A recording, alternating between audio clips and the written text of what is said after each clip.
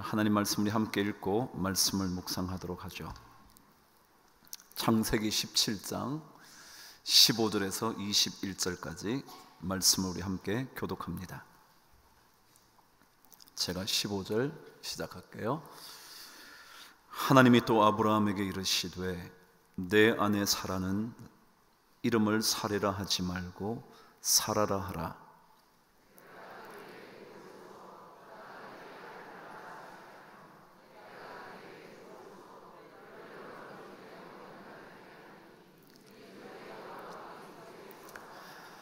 아브라함이 엎드려 웃으며 마음속으로 이르되 100세 된 사람이 어찌 자식을 낳을까? 사라는 90세니 어찌 출산하리요? 하고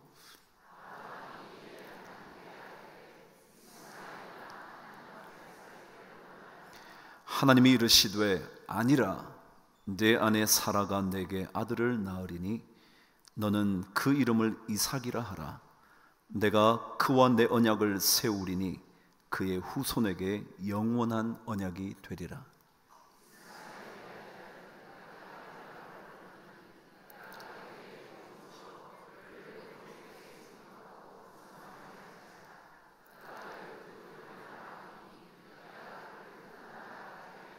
함께 읽으실까요? 내 언약은 내가 내년 이 시기에 사라가 내게 낳을 이삭과 세우리라. 아멘. 그럼 사람이 언제 간절해지죠? 사람이 언제 절실해질까요? 어떤 때에 우리 마음이 애틋해집니까? 좋은 때인가요? 아니요. 좋지 않은 순간, 모든 것이 떠나가 버린 순간, 기댈 곳 더 이상 없어진 그때 사람은 간절해지죠.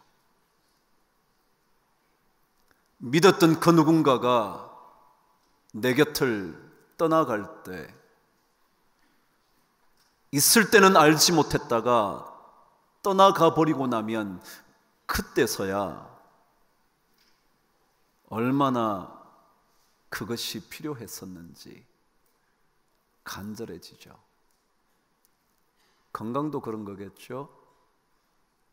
건강할 때는 건강에 대한 간절함이 없죠. 그러다 건강을 상실하면 그때서야 그 건강이 얼마나 소중했는지 알게 되죠. 그래요. 어려운 순간을 맞이할 때 우리 삶은 조금은 더 뜨거워지고요, 더 간절해지고 절실해집니다. 신앙도 마찬가지입니다. 좋은 시기에 신앙이 뜨거워지기란 참 어렵습니다. 그러나 삶의 모든 것이 무너져 내리기 시작할 때, 믿었던 그 누군가가 등을 돌리기 시작할 때, 그 어떤 것도 나의 버팀목이 되지 못한다고 생각될 때, 그때 하나님을 간절하게 찾게 되죠. 아무리 몸부림쳐봐도 내가 해결할 수 없다는 생각이 드는 그때, 그래서 내가 얼마나 연약한 존재인가를 알게 될 때, 그때 하나님을 뜨겁게 찾게 되죠. 인간의 무기력함이 극대화되면 될수록 하나님을 찾는 마음이 깊어지죠. 우리의 끝, 사실은 끝이 아닐 겁니다. 왜냐하면 그 끝을 경험할 때 우리 인간은 간절하게 하나님을 찾을 수 있기 때문에 그렇습니다. 우리가 인생의 마지막이라고 생각될 때 그리스도인들만은 하나님을 간절하게 사모할 수 있는 시간이기 되기 때문에, 그래서 그리스도인들에게는 끝이라는 게 있을 수가 없죠. 오늘 말씀은 아브라함의 마지막 이야기입니다. 아브라함의 끝을 얘기하는 거죠. 근데 이미 서론에서 말씀드린 것처럼 그리스도인들에게, 하나님의 사람들에게 마지막이라는 것은 없습니다. 왜냐하면 그때 하나님은 역사하시기 때문에 그렇습니다. 지난 주간에 책 한 권을 읽었어요. 제목이 나의 끝이라는 제목이었습니다. 구태여 제가 영어 제목을 알려드리면 The End of Me, 나의 끝이라는 제목의 책이었습니다. 그런데 그 책을 번역한 사람이 그 제목에다가 덧붙여 놓은 것이 한글판 번역판의 제목이었습니다. 그 제목은 나의 끝, 예수의 시작이라는 것이었습니다. 정확하게 본 것입니다. 절묘하게 번역했습니다. 나의 끝이 예수 그리스도가 작동하기 시작하는 그 순간이라는 사실을 밝혀준 겁니다. 그 책은 2부로 되어 있었습니다. 근데 그 1부의 제목이 이렇습니다. 나의 끝, 예수의 복이 시작되는 곳. 참 멋지지 않나요? 여러분과 제가 경험하게 되는 그 마지막이라고 생각되는 어느 순간이 예수 그리스도의 복이 출발하는 장소가 된다고. 그래서 예수 그리스도의 사람들에게는 끝이라는 것은 절대로 존재할 수 없다는 것, 그 끝이 어쩌면 예수의 복이 시작되는 출발선이라는 것 알게 해준 거죠. 그런데 그 일부의 1장의 제목이 또한 참 의미 있는 제목이었습니다. 나의 끝, 온전함을 위한 깨어짐, 그렇게 되어 있습니다. 무슨 뜻이냐면 우리 인생에서 기대하고 있었던 것들이 모두 깨어져 버리는 것, 그것은, 그런 인생의 끝은 어쩌면 우리를 온전하게 만드시고 싶어 하시는 하나님의 순간이 아닌가, 그런 얘기를 적어 놓은 거죠.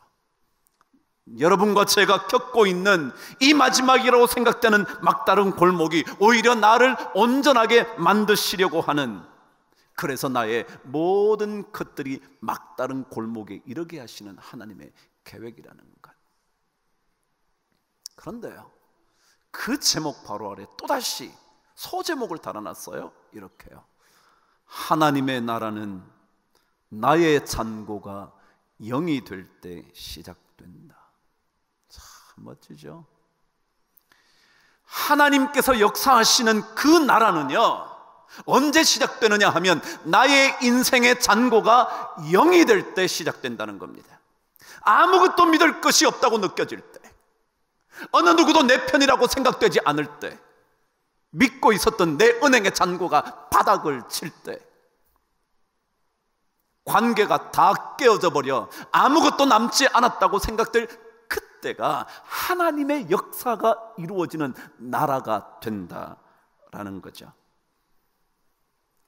그래요, 우리는 인생의 잔고가 영이 되어도 걱정할 거 없어요. 하나님의 복이 시작될 수 있기 때문에 그런 거죠. 예레미야 18장에 가면 토기장이의 비유가 등장합니다. 내용은 이렇습니다. 토기장이가 토기를 만듭니다. 만들다 보면 잘못 만들어지는, 깨트려지는 것들이 있겠죠? 근데 그 깨트려지는 진흙을 주인은 아무렇지도 않게 다시 흙을 모아서 새롭게 토기 하나를 빚어냅니다. 그것을 가리켜 18장 4절은 이렇게 기록을 했습니다. 진흙으로 만든 그릇이 토기장이의 손에서 터짐에 그가 그것으로 자기 의견에 좋은 대로 다른 그릇을 만들더라 그랬어요. 토기가 터져버렸어요. 만들다가 귀퉁이가 날아가 버렸어요. 근데 그 터져버린, 그래서 쓸모가 없게 된 그 흙을 다시 모아다가 자기 의견대로, 자기의 생각대로, 자기의 계획대로 다시 그릇 하나를 빚었다라고 말씀을 하면서 하나님께서 이어서 이렇게 말씀하셨습니다. 이스라엘 족속아, 이 토기장이가 하는 것 같이 내가 능히 너희에게 행하지 못하겠느냐. 하나님 말씀이 뭐냐면요, 우리가 아무리 터져버린 인생이 되어도 하나님은 우리를 다시 모아다가 우리를 새롭게 그분의 계획대로, 그분의 가장 선하신 생각대로 다시 빚어 새로운 그릇으로 만들어낼 수 있다라는 거죠. 그래서 우리는요, 터져버려도 괜찮아요, 깨어진 인생이 되어도 괜찮아요, 막다른 인생에 다가왔다고 자기 자신을 한탄해도 괜찮아요. 왜냐하면 하나님이 다시 우리를 빚어주실 거거든요. 여러분, 세상은 그렇지 않아요. 세상은 깨트려지면 버려버려요. 뭔가 수가 틀리면요, 그때부터 그 사람과의 관계는 끝이에요. 흠집만 조금만 놔도요, 결함이 조금만 발견되면 그때부터 당신하고 나하고는 끝장이에요. 그게 세상이에요.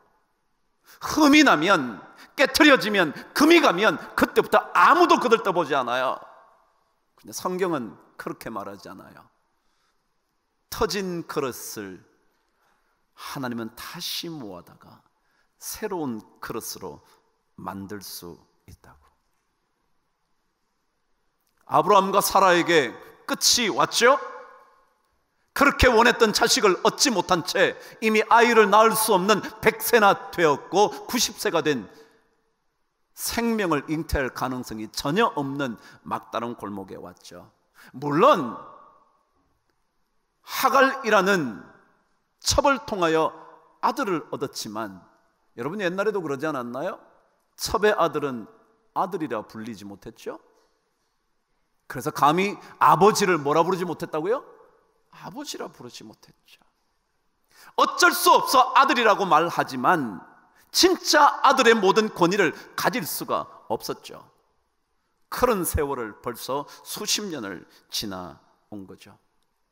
그러나 제가 말씀드렸죠, 그 아브라함의 끝과 사라의 끝이 끝인가요? 아니라니까요. 아브라함이 말하잖아요. 하나님, 벌써 저는 100세가 됐습니다. 어떻게 제가 자식을 낳을 수 있겠습니까? 제 아내 사라는 90세입니다. 어찌 출산할 수 있겠습니까? 근데 하나님이 아니라고, 할 수 있다고. 왜요? 하나님은 무엇이든지 하실 수 있는 분이거든요. 오늘 말씀을 통해서 우리는 그래서 끝이라고 생각된 인생에 정말 하나님께서 부어주시는 더 큰 은혜라는 것을 어떻게 받을 수 있나? 끝인데, 남들은 다 버려버렸는데, 포기했는데 안 될 거라고 생각하는데 어떻게 우리는 하나님의 거대한 은혜의 강물에 우리가 다시 젖어들 수 있겠나? 그 말씀을 여러분과 함께 묵상하려고 하는 거죠. 18절 말씀을 함께 읽겠습니다. 시작. 아브라함이 이에 하나님께 아뢰되 이스마엘이나 하나님 앞에 살기를 원하나이다 그랬어요. 뭐냐 하면, 이스마엘, 하갈이라는 여종을 통하여 얻은 아들이나 잘 살게 해주시면 좋겠습니다 라고 말하는 거죠. 근데 제가 이미 말씀드린 대로 19절에 하나님은 아니야, 사라가 아들을 내게 낳아줄 거야 그러죠. 다시 말하면 이스마엘이나 잘 살았으면 좋겠다는 정도가 아니라 하나님이 계획해 두신 그 무언가가 있다는 거죠. 그러니까 더 큰 은혜의 강물이 있다는 겁니다. 그 있다는 것을 어떻게 받을 수 있겠냐 말이죠. 오늘 18절을 읽다가 이런 생각이 들었습니다. 우리가 더 큰 은혜의 강물을 경험하려면 우리 스스로 하나님의 은혜를 축소시키지 말아야 한다라는 생각이 든 겁니다. 왜냐하면 아브라함이 이렇게 말합니다. 하나님, 저 다 필요 없으니까 이스마엘이나 잘 살게 해주세요. 이스마엘이나. 그렇게 은혜를 축소시키려고 합니다. 근데 하나님이 아니라고, 내가 이스마엘 잘 살게 해줄게. 그렇지만 그것이 끝이 아니야. 나를 통하여 언약의 아들이 태어날 거야. 이삭이 태어날 거야. 말씀하시는 거예요.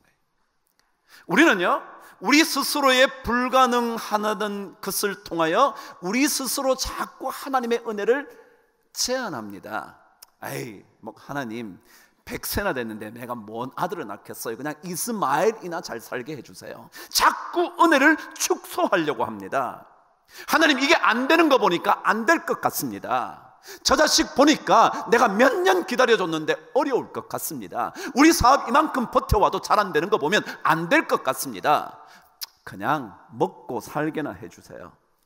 근데 하나님은 우리 스스로 은혜를 제한하지 않는 한 하나님은 끊임없이 엄청난 것을 이루실 수 있는 분이라는 것. 근데 우리는 자꾸 우리 스스로 하나님의 은혜를 축소시키고 제한하죠.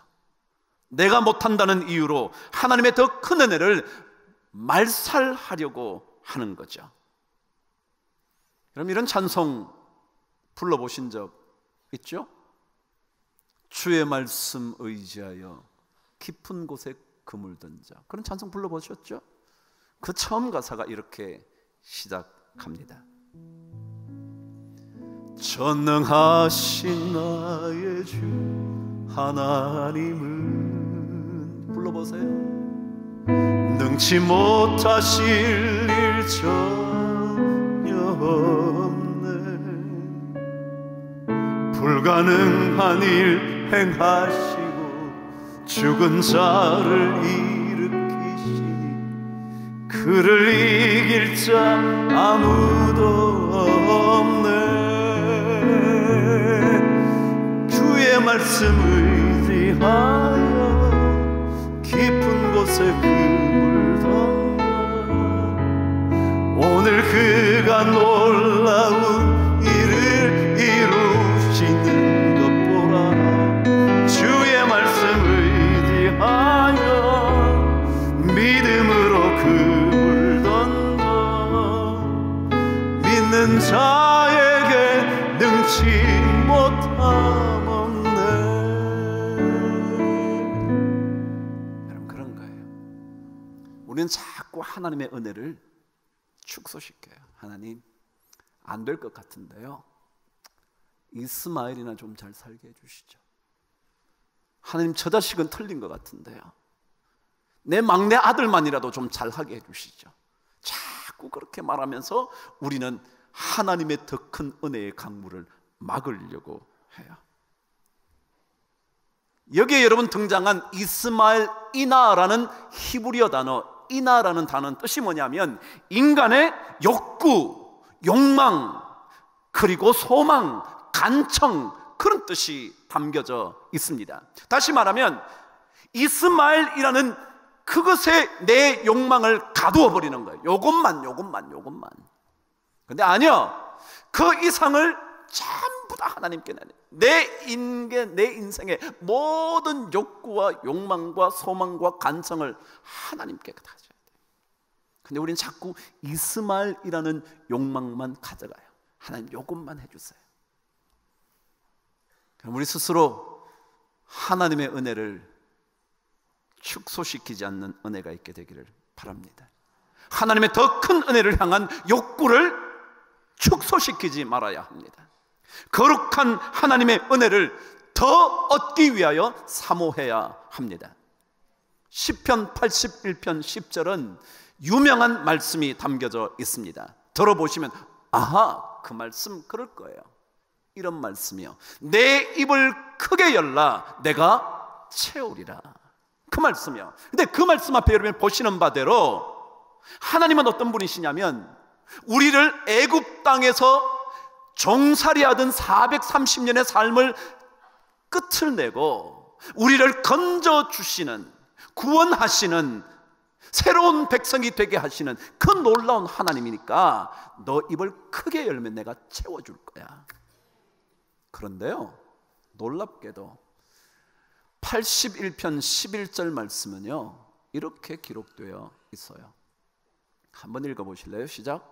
내 백성이 내 소리를 듣지 아니하며 이스라엘이 나를 원하지 않는데. 제가 방금 뭐라 그랬어요? 아브라함이요 하나님의 큰 은혜를 축소시켜요. 내가 이삭 줄게 그랬더니 아니요, 필요 없어요, 필요 없어요. 안 될 거거든요. 나 100세나 됐거든요. 아내는 90세거든요. 불가능하거든요. 그러니까 이스마엘이나 잘 살게 해주세요. 축소시켰어요. 시편도 똑같이 말해요. 하나님이 이스라엘 백성을 애굽의 손에서 건져내셔서 야, 내가 이런 하나님이야. 그러니까 너 입을 크게 열어. 내가 다 채워줄게. 벌리는 족족 다 채워줄 거야. 그랬더니 뭐라고요? 이스라엘 백성이 그 소리를 듣지 않고 이스라엘이 하나님을 뭐 하지 않았어요? 원하지 않았대요. 은혜를 원하지 않는 거야. 하나님 안 주셔도 돼요. 나 필요 없어요. 아니 필요 없어가 아니라 불가능할 것 같으니까 그런 거죠. 여러분 입을 크게 여는 게 필요해요. 그 말을 들어야 돼요. 이삭을 주겠다고 말씀하시면 그 말을 들어야 돼요. 우리 스스로 은혜가 들어오지 못하도록 막을 필요가 없어요. 하나님은 불가능한 일 행하시며 죽은 자를 일으키시니 그를 이길 자 아무도 없다. 에스겔 47장에 가면 성전에서 흘러나오는 물 얘기를 들려줍니다. 성전 동편문에서 물이 흘러나오기 시작을 합니다. 여러분 혹시 한번 상상해 보시죠. 여러분 오늘 예배를 마치고 이 성전을 떠나가는데 이곳에서 만일 하나님께서 보내주신 물이 쫙 흘러나간다고 생각만 해보세요. 그러다가 여러분의 발목까지 물이 찬다고 한번 생각해 보시죠. 성경은 그렇게 말합니다. 동편에서 나온 물이 발목까지 차기 시작을 합니다. 조금 더 지나니까 물이 점점 더 차오르더니 무릎까지 올라옵니다. 느낌이 어떠실 것 같아요? 여러분 오늘 성전을 나가시는데 무릎까지 물이 막 차오른다고 생각해 보세요. 여러분 느낌이 어떠시겠냐? 근데 그 물이 점점 차오르더니 허리까지 차오릅니다. 허리까지 차오르더니 이제는 헤엄칠 만큼 물이 넘실대기 시작합니다. 그런데 조금 더 지났더니 이 물이 건너지 못할 만큼 거대한 강처럼 흐르기 시작을 했다는 거예요. 그런데 그 흐르는 물이 지나가는 곳마다 모든 생물들이 살아나기 시작합니다. 그러고는 그 사시사철 나무들이 달마다 새로운 열매를 맺기 시작한대. 그리고 그 물이 닿는 곳마다 각처의 모든 것이 살아나기 시작했대요. 여러분 하나님의 은혜는요 발목까지 오는 은혜가 아니에요. 허리까지 차오르는 은혜 정도가 아니라고요. 완전히 우리가 건너지 못할 만큼 거대한 은혜라고요. 그래서 우리는요 그 은혜를 자꾸 사모해야 돼요.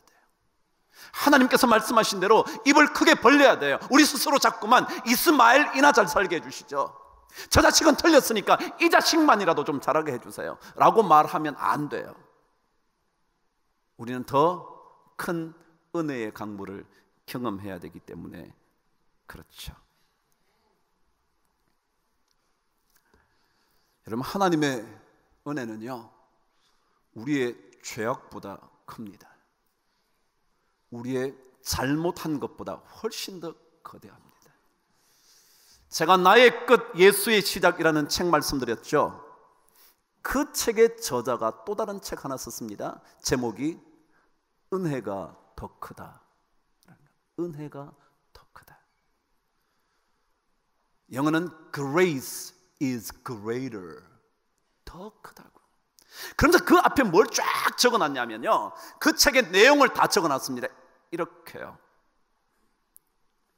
하나님의 은혜가 더 큰데 무엇보다 더 크냐 하면 나의 죄악보다, 나의 수치와 후회보다, 나의 상처보다 그리고 나의 원망과 보복과 분노와 실망과 연약함과 나의 절망보다 더 크다 라고 책 제목을 정해놓고 그 책을 서술합니다. 나의 죄악보다 더 큰 하나님의 은혜 1장, 나의 수치보다 더 거대한 하나님의 은혜 2장, 나의 후회보다 더 큰 하나님의 은혜 3장. 계속해서 우리는 늘 세상 법에 익숙하잖아요.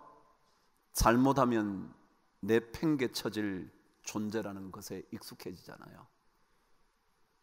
그래서 내가 잘못했으면 나는 끝난 거지. 세상이 그렇게 하고요. 잘못하면 그냥 끝을 내는 거죠. 부부간에도 관계없어요. 잘못하면 끝내야죠. 그게 세상이잖아요. 근데 하나님의 은혜는 그렇지 않대. 더 크대요.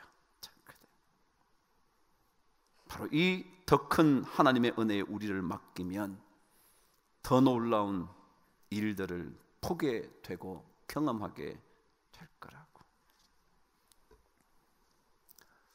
그럼 찬송가 중에 이 찬송을 불러보셨을 것 같죠? 또 한번 불러보실래요? 이런 찬송이요. 예수가 우리를 부르는 소리, 그 음성 부드러워. 찬송 아시죠? 그 찬송의 2절 가사가 이렇습니다. 간절히 오라고 부르실 때에 우리는 지체하랴.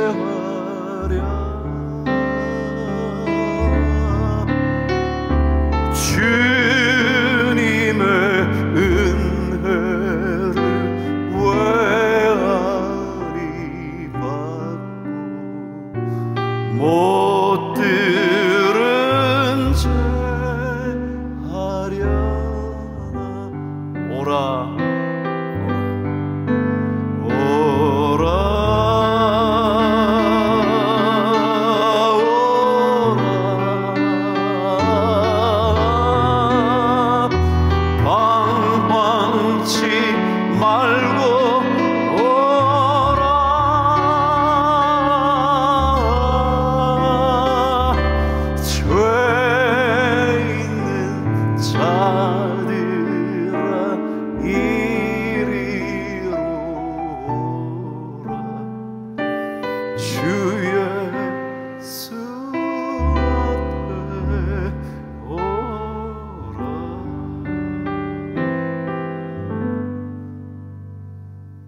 실패하면 갈 수 없다고 생각하죠. 그런 자격이 없으면 주님 앞에 갈 수 없을 거라고 스스로 결정하죠. 은혜가 더 큰데도 불구하고 우리의 죄악이 더 큰 것처럼 포기해버리죠.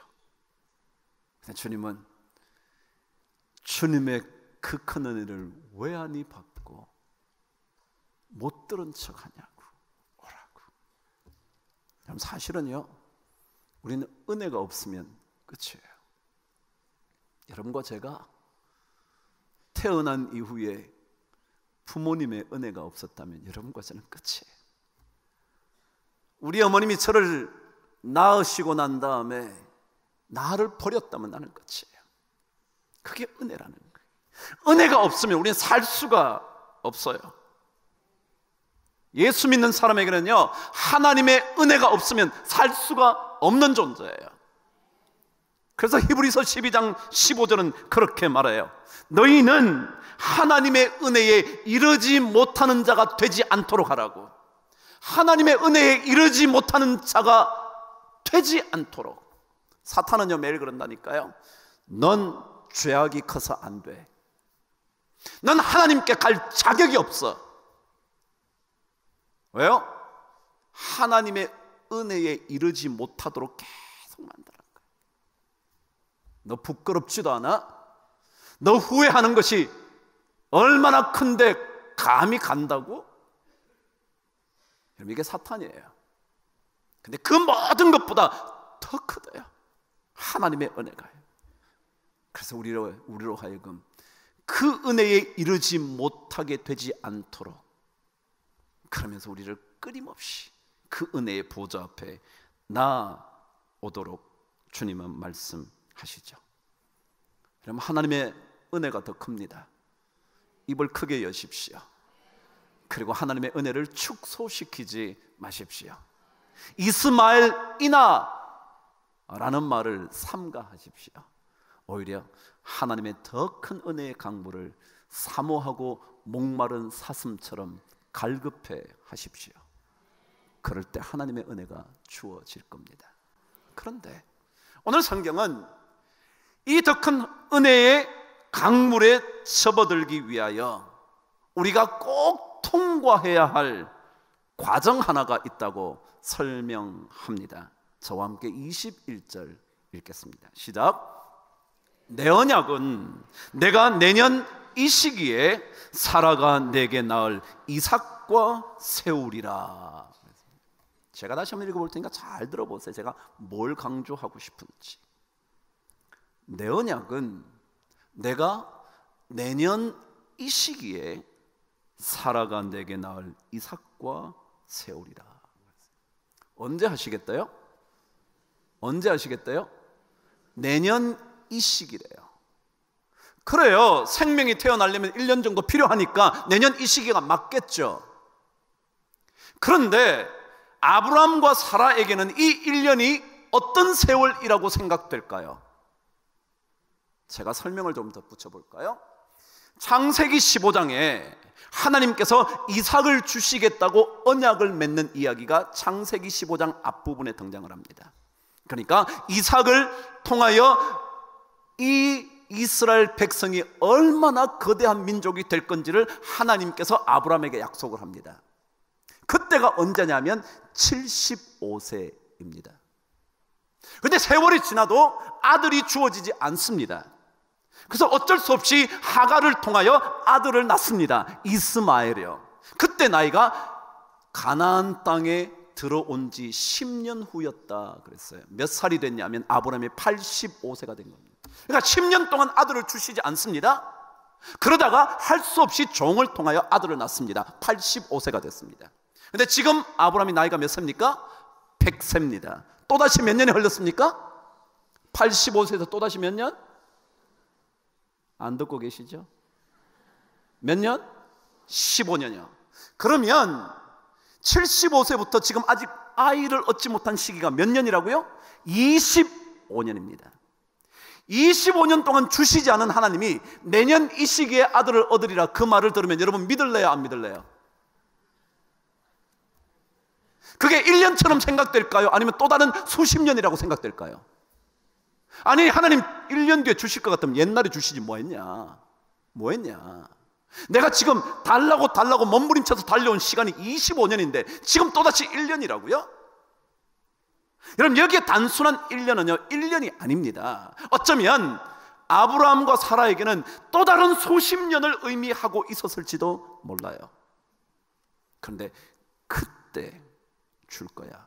이 말은 뭐냐면요, 예수 믿는 사람들이 하나님의 더 큰 은혜를 경험하려면 미래의 불확실성 속에서도 하나님을 붙들어야 은혜를 받아요.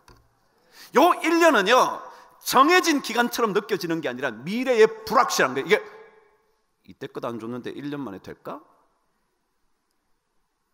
주시려면 진작 주시지 아직까지 안 주시다가 뭔 갑자기 또다시 1년이래? 그런 1년입니다. 미래에 대하여 도저히 확신할 수 없는 1년입니다. 근데 그 시기를 지나야 뭘 받는다고요? 하나님의 더 큰 은혜를 받는 겁니다. 그래요. 왜 지금 아니냐고. 하나님 내년에 주실 수 있다면, 다시 말하면 100살이 된 우리에게 생명을 주실 수 있다면 지금 주시지. 예수 믿는 사람이 주의해야 되는 게 있습니다. 그게 뭐냐면 현실이라는 지금에 파묻혀 살지 않도록 주의해야 합니다. 우리는 전부 다 지금 왜 안 일으켜 주시면서 뭔 하나님이 주신다 그래? 라고 자꾸 생각을 합니다. 지금이라는 현실에 매몰되지 않아야 합니다. 그냥 하나님께서 말씀하시면 그 말씀을 듣고 그래, 내년 이 시기엔 주시겠지. 결국 믿음의 여행은요, 우리의 불확실함 속에서 하나님을 붙잡는 거예요. 지금에 너무 매달리는 게 아니고요, 지금이 아닌데 왜 이러시냐, 해주시려면 지금 해주시지 라고 말하는 게 아니라 하나님의 또 다른 1년이라는 그 말씀에 귀를 기울이는 거예요. 그리고 그 말씀을 붙잡는 거예요. 18장에도 가면 사라에게 하나님께서 내년 이맘때쯤에 내가 너에게 되돌아올 텐데 그때는 너 아들을 낳을 거야. 내년 이맘때요. 그러나 불확실한 것 같지만 그때 하나님의 놀라운 역사가 이루어지게 되는 겁니다. 믿음의 여행은 늘 시간과의 싸움입니다. 어쩌면 성급함과의 싸움입니다. 어쩌면 지금과의 싸움일지 모릅니다. 지금 해주시지, 지금 해주시지. 하나님 능력 있으신데 뭐 한다고 내년까지 기다리게 하십니까? 그러나 여러분, 예수 믿는 것은요, 시간의 터널을 통과하면서 인내를 배우고요, 성급하면 노예가 되지 않게 되고요, 그것 때문에 점점 더 하나님과 가까이 가게 되는 거예요. 제가 그랬죠, 처음에. 언제 우리는 절실해진다고요? 없을 때, 모자랄 때, 아닌 것 같을 때, 그때 더 절실해진다. 그때 하나님을 만나면 하나님 우리에게 더 큰 은혜의 강물을 경험하게 해 주시는 거예요. 그렇게 되면 마침내 누구를 얻게 돼요? 이삭을 얻게 돼요. 이삭의 뜻이 뭔데요? 이삭의 뜻은 웃음이라는 거예요. 아브라함이 웃죠? 마음속으로 웃으며 100세 된 제가 어떻게? 90세 된 아내가 어찌? 사라도 얘기합니다. 내가 어떻게? 속으로 웃습니다. 심지어 하나님, 너 웃었지? 아니, 안 웃었는데 너 웃었어. 웃음, 이삭이에요. 또 다른 뜻이 뭐냐면 즐거움이라는 뜻입니다. 그래요? 하나님을 불확실함 속에서도 자꾸 붙들기 시작하면요, 하나님은 우리에게 마침내 즐거움의 웃음을 주실 분입니다. 그분은 그런 분입니다. 우리가 만일 하나님을 더욱더 붙잡고 사모하면 하나님은 반드시 우리에게 즐거움의 은혜, 아니 불가능하다고 생각했던 그 일을 뛰어넘는 은혜를 우리에게 허락해 주실 겁니다. 저는 그 은혜로 우리 모든 성도들이 채워질 수 있게 되기를 주님의 이름으로 축복합니다.